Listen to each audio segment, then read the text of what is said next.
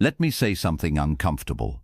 The moment you start wanting people to like you, your power quietly begins to leak. Not loudly, not obviously, but in ways people feel before they understand. Most people think being liked is social currency. Psychology says it's a signal, and it's not the signal you think it is. Today I'm going to show you why seeking approval weakens you, and why the most respected people stopped asking for it a long time ago. Approval feels good. A nod, a smile, agreement. Your brain treats it like safety, but here's the problem. When you seek approval, you are outsourcing your internal certainty. You are telling the room, I need feedback before I settle. The human brain doesn't reward that. It categorizes it, and it places you lower in the hierarchy, not because you're wrong, but because you're checking. Approval doesn't create connection. It creates dependency, and dependency is never respected. The brain's interpretation. The brain is not listening for truth. It's listening for stability.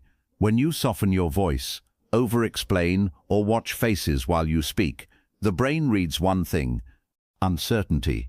Not kindness, not humility, uncertainty. And uncertainty triggers a quiet recalibration. This person is adjustable. People don't consciously decide to take you less seriously. Their nervous system does it for them. Why nice feels safe but fails? Here's the trap. Nice people often believe, if I'm agreeable, I'll be accepted. But acceptance is not the same as respect. Nice behavior removes friction, and friction is what creates definition.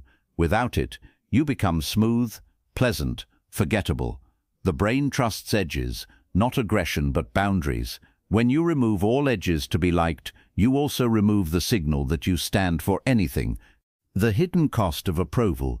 Seeking approval changes your behavior in subtle ways. You rush your words, you pre-explain, you fill silence, you adjust your opinion mid-sentence. Each one sends the same message: I am negotiable, and the world responds accordingly. Not with cruelty, with calibration. You're still included, just not deferred to. Why indifference is misunderstood. Let's be clear. Indifference is not arrogance. It's not coldness. It's internal permission.